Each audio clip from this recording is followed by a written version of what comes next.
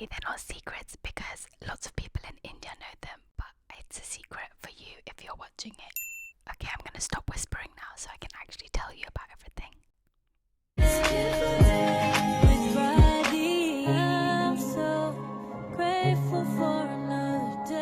This video is sponsored by Ritual. I have used their supplements for years now, and I really do love their products because they are so clean, they're vegan, they're free of artificial sugars or colors. And I actually started off using them when I was looking for a women's multivitamin. They have an incredible one. My favorite is the peppermint. And I wanted to share my new favorite product from their collection called Hyacera. It's a once a day skin support supplement that contains ingredients to promote hydrated, glowy skin from inside. It contains two amazing ingredients called Ceratique and Hyabest, which has been clinically proven to help minimize wrinkles and promote skin hydration. It's basically ingestible skincare. I actually have quite sensitive skin, and so I'm quite weary of adding in new things externally to my daily routine that might agitate or irritate my skin. So when I heard about Hyacera, I was actually so excited to incorporate it to support my skin from inside.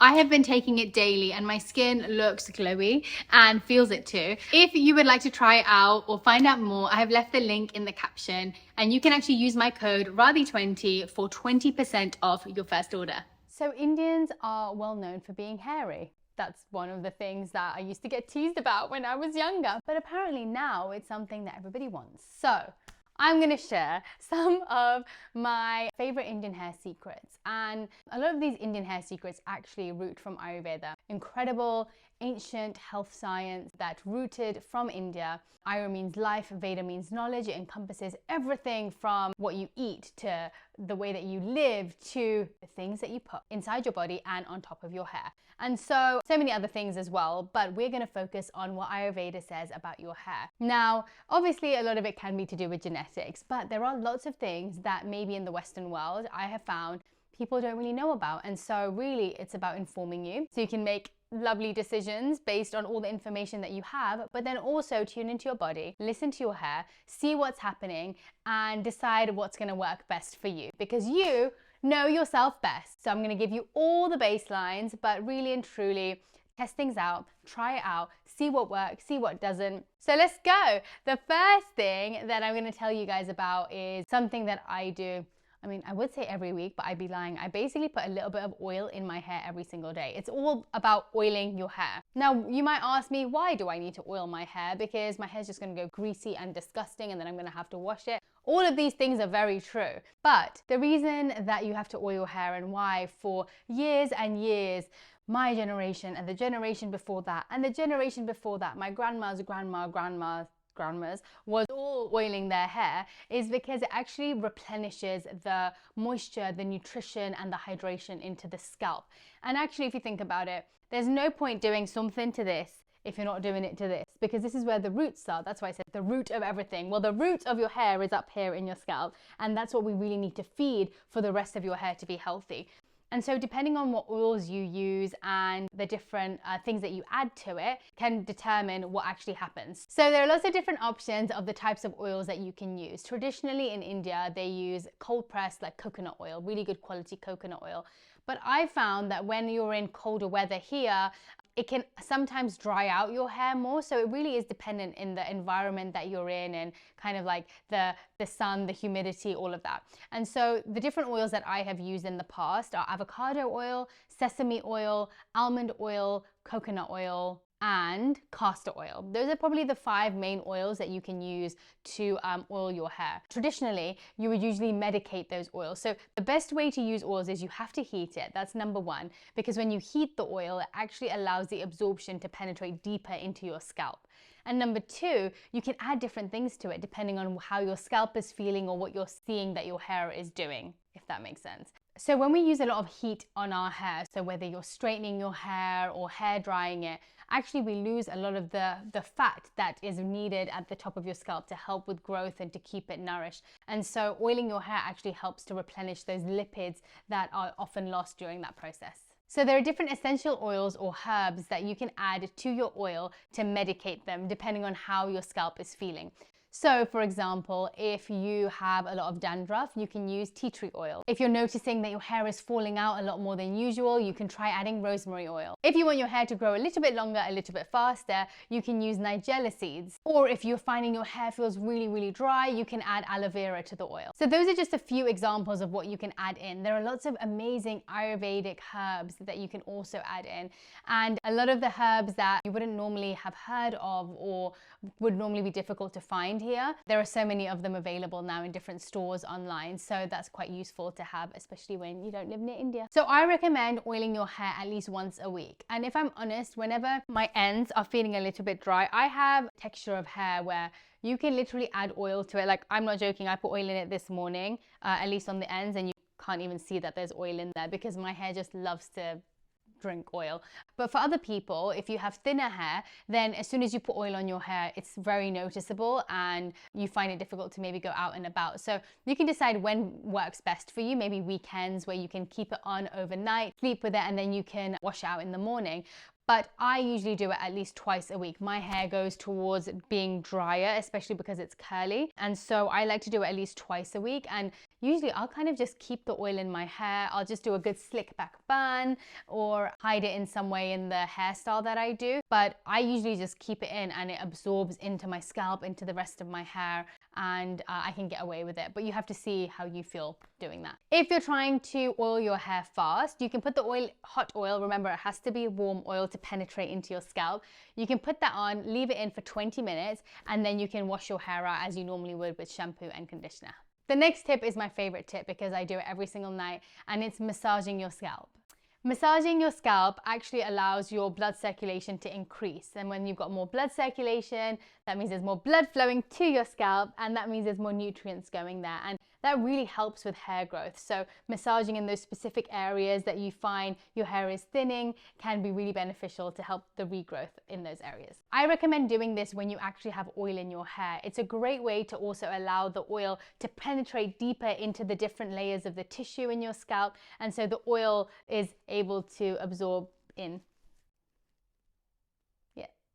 I don't like sharing too many things which you may not be able to get where you are, but if I was to pick 2 Ayurvedic herbs that you need in your life for a healthy, nourished scalp and hair, it would be shikakai and amla.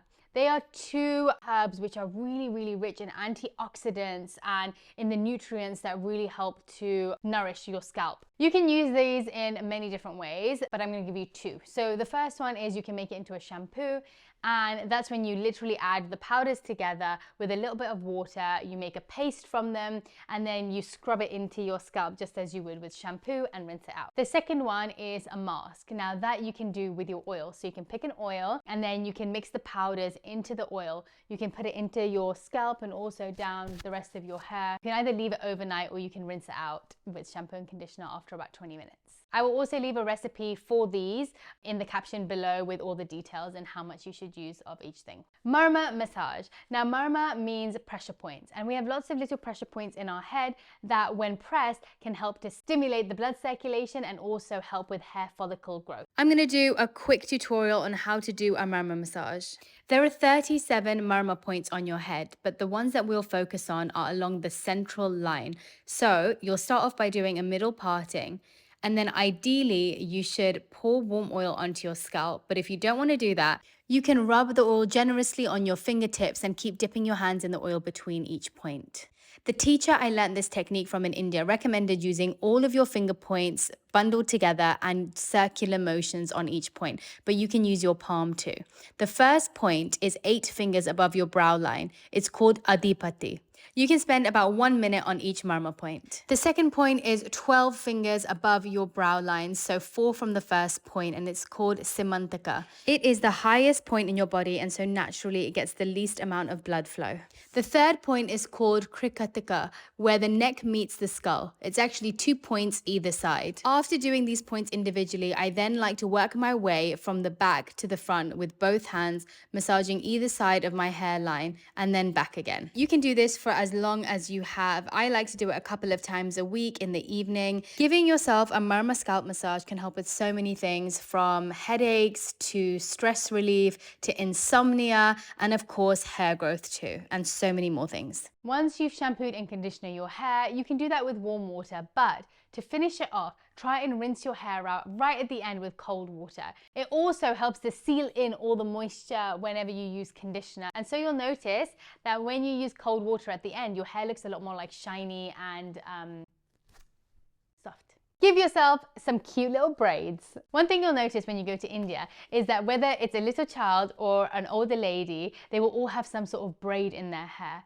And that's something that's been done for generations because it said it helps to keep all the tangles out. And also you'll notice that all their hair is extremely long. So they've got these long, long plaits in their hair. It helps to keep your hair detangled, but also helps to protect it from the environment. And you know, whenever I leave my hair loose, like honestly right now, I don't know whether you could see, which maybe we'll do a little zoom in, I get fluff in here. It just picks up dust. Like if there's things flying in the air, it catches it. And then my hair gets tangled. So then when I'm combing it out, I get a lot more hair fall. And so actually keeping your hair tied up, even loosely in a plait, can avoid that. And so it prevents breakages, getting gross stuff stuck in your hair, and keeping it neat and tidy. Also, you get a cute little wave in your hair when you do it. So those are all my Indian hair secrets that I'm going to share for today. I'm sure there will be an Indian hair secret part 2 because there's so much information to share, but I thought I would keep it short and sweet. One thing I will say is I actually lost quite a lot of my hair after COVID.